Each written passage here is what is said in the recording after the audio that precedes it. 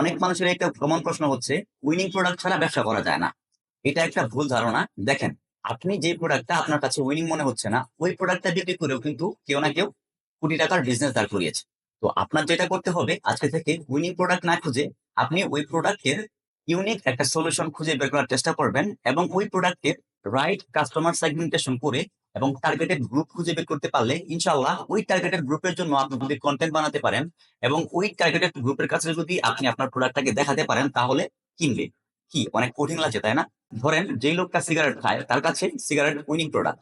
আর যে লোকটা সিগারেট খায় না, তার সামনে যদি আপনি সারাদিন সিগারেটের অ্যাড নিয়ে যান, তাহলে কিন্তু সে কিনবে না। তো এরকম ভাবেই যার যে জিনিসটা প্রয়োজন, তার কাছে যদি আপনি সেই প্রোডাক্টটাকে অ্যাড আকারে প্লেসমেন্ট করতে পারেন, তাহলে আপনার প্রোডাক্টটা এবং আপনার অ্যাডটা উইনিং হবে এবং তারা কিনবে।